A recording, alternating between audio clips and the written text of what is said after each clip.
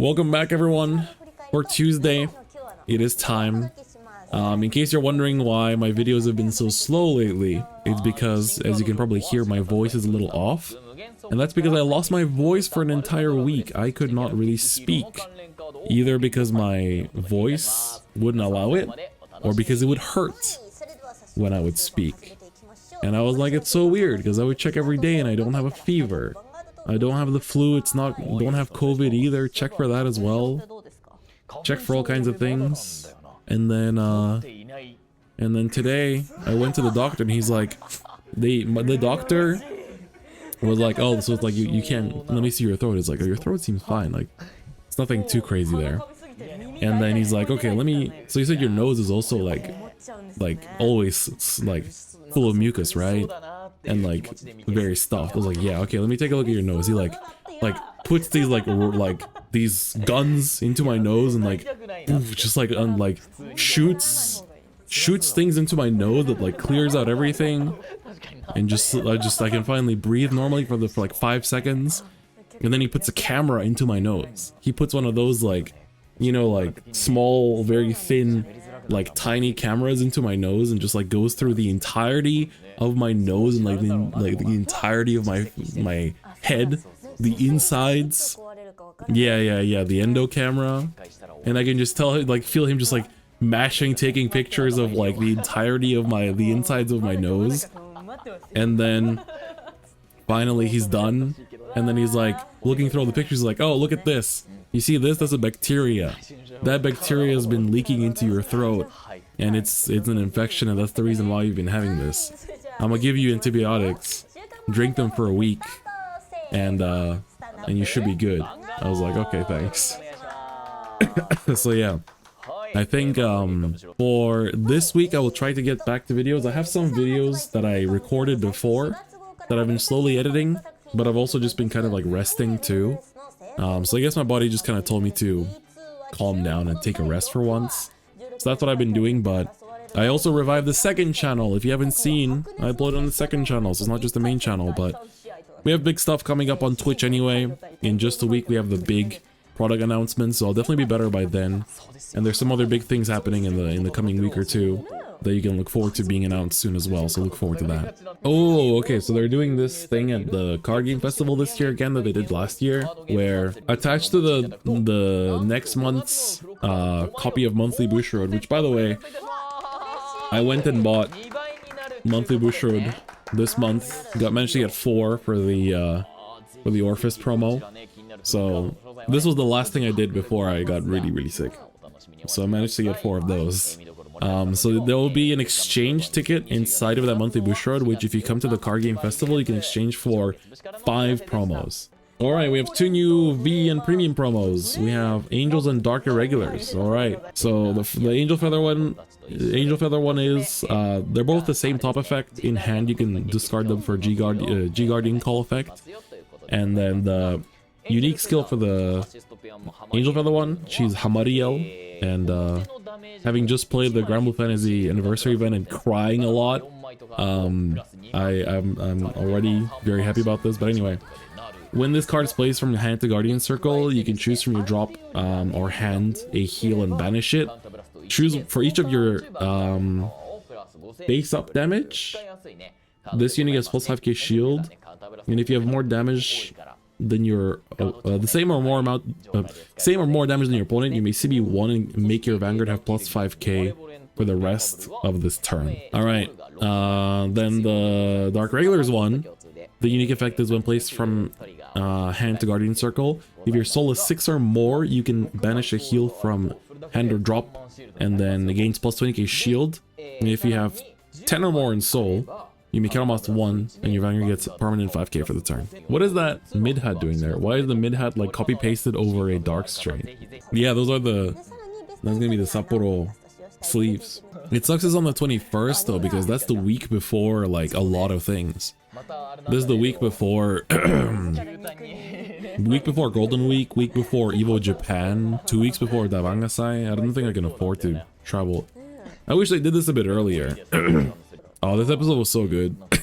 Alright, so on Thursday, they're going to be revealing the final ever monthly Bushiroad promo. So if you don't know, monthly Bushiroad, the magazine that Bushiroad has had going for God knows how many years. This has been around since like Legion, at least, I want to say. Been at least around since... It was definitely around in all of G, but I think it was around in Legion, if not Break Ride. Very long time, but it's ending serialization. I guess Bushiroad kind of realized it's just not profitable enough to keep it going. And so that's why you see stuff like Kero Kero Ace handling Vanguard comics now. And so for the last one ever, we're getting a new Blaster Blade. It's gonna be called Blaster Blade the Vanguard. And they're gonna reveal its skill on Thursday. And then there's also that Dark States girl that you saw there on the left. So there's gonna be a triple rare that supports Alma Jestar. There's gonna be some other, apparently other Dark States decks can use her too. Alright, let's start with the hero cards. Damn, this guy's cool. Abel Matiz. So he's a rare, grade 2, 10k power. He's a hero. If you have 2 or more bases in your order zone, continuously gets plus 5k during your opponent's turn 2. And when he attacks the Vanguard, you can Energy Blast 3, and then choose any number of bases in your order zone and stand them. And for each one you stood, Soul Charge 1. This lets you use your bases aggressively and then defensively too. So we saw it being used in the anime too. Very cool card. Seems nice.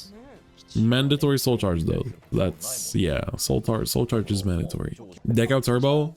More so than that, you're thinning your deck so much, so quickly. So you're gonna just Soul Charge a bunch of triggers, which is pretty sad. Alright, next card. Oh damn, she's cute. Tenda Paris. So she's a galactic hero as well. If your order zone has 2 or more bases, plus 5k power on both players' turns, she's a grade 1. And then once per turn, if your Vanguard is a hero, Energy Blast 3 and rest a base in your order zone. And then for... Oh, you choose a card that is scouted in your base that is grade equal to or lower than your Vanguard and call it to rear. She does look like a Wellstar card, but she also looks like the grade 1 a little bit in terms of background.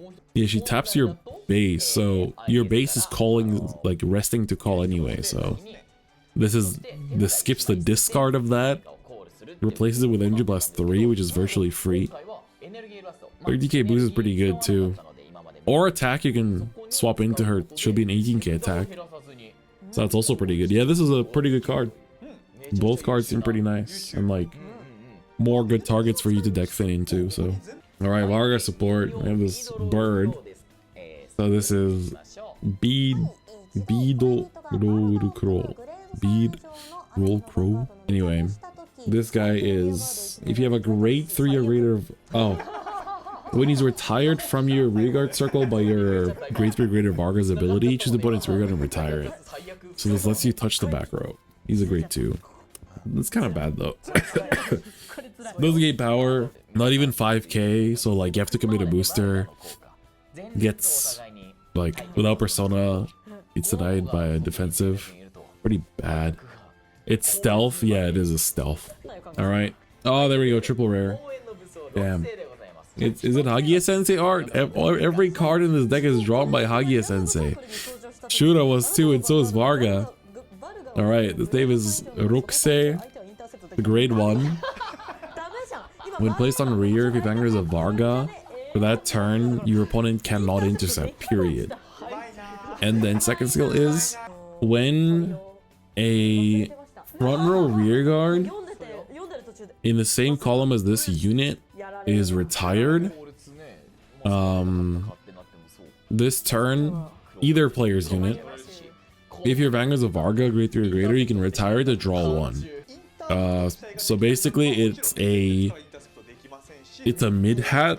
It's mid-hat while also getting rid of intercept, which is pretty big because it was going to be tier 1 again, so yeah, you just get to play more mid-hats. I mean, the deck was already playing a bunch of mid-hats anyway, but I guess you don't have to play Barnaya anymore. Yeah, this is pretty tough for Eva. You still don't retire the Obscudades, which is pretty big, I think. Them just being on the board and not losing them is huge. Why is Eva tier 1? Because the new promo is insane. It's genuinely ridiculous. Yeah, Chaos is crazy good. The Chaos promo was insane. I lost to it at the last locals I played at. Because the attack order people who didn't intercept before your Varga swings, that's really good. That's true, like not even just talking about Eva, but just in general. Because everyone intercepts before you retire stuff. This is pretty insane. So it will be a 4 of. This will definitely be a 4 of in Varga. No questions asked. So next week, we're gonna get Akina's voice actor as a guest. We're gonna talk about the anime, and then we're also gonna be getting Blagdmeyer, the new Dark States ride line and supporting cards revealed as well. So this set is still 1, 2, 3 weeks away. So there's still quite a lot left to reveal. So I guess we'll still see like Rezel support. What other deck are we waiting to see support for? Chris Rain, I guess. Chris Rain should definitely get some support too. I feel like Wellstra won't. 7th teased the faded one. Oh yeah, true, that could be. That could be in this set, you're right. But yeah, so that was Tuesday. Wow, I feel like it passed by so quickly. Maybe just because I'm suffering. But good stream overall. They showed us some cards, and then next week will be some big stuff too with Blagdmeyer. We'll find out in the anime what he does beforehand, I guess, but still something to be excited about. But yeah, I appreciate everyone's patience with me being sick. I'm sorry. I will get back to things as soon as my voice is in a bit more fitting state. I have a lot of things I want to do, but like when my voice is dead, I can't record anything. I don't want to like rely on like AI or whatever to like make voiceovers and stuff. So I'm gonna just be patient, and then once the medicine kicks in, we're back, bros. We're back.